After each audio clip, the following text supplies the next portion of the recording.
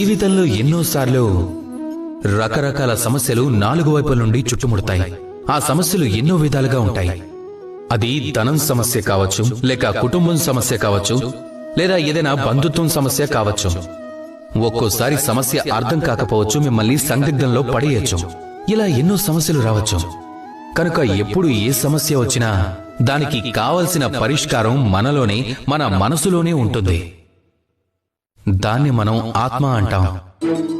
ఈ ఆత్మ పరమాత్మకి ప్రతిరూపం. ఇక పరమాత్మ ఏ తప్పు జరగాలని కోరుకోడు, అవునా కాదా? ఆత్మకి స్పష్టంగా తెలుసు ఏది మంచిదో ఏది చెడ్డదో. ఎప్పుడైనా ఏదైనా సవాలు ఎదురైతే తమరి మనసుకు చెప్పుకోండి. ఎందుకంటే మీ ఆత్మ పరమాత్మ నుంచే వచ్చింది. ఇక ఈ మనిషి మనసు పుట్టుకతో వస్తుంది. అది క్రమంగా వికసిస్తూ ఉంటుంది, ప్రపంచాన్ని చూస్తుంది.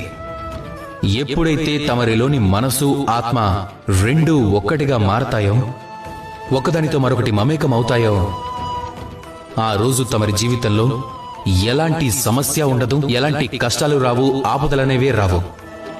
ఎందుకంటే తమరి వద్ద అన్ని సమస్యలకు, కష్టాలకు, ఆపదలకి పరిష్కారం ఉంది కనుక. అది కూడా తమరి మనసులోనే. అందుకే రండి, మంచి మనసుతో ప్రేమగా పలకండి, రాధా కృష్ణ. Download ShareChat.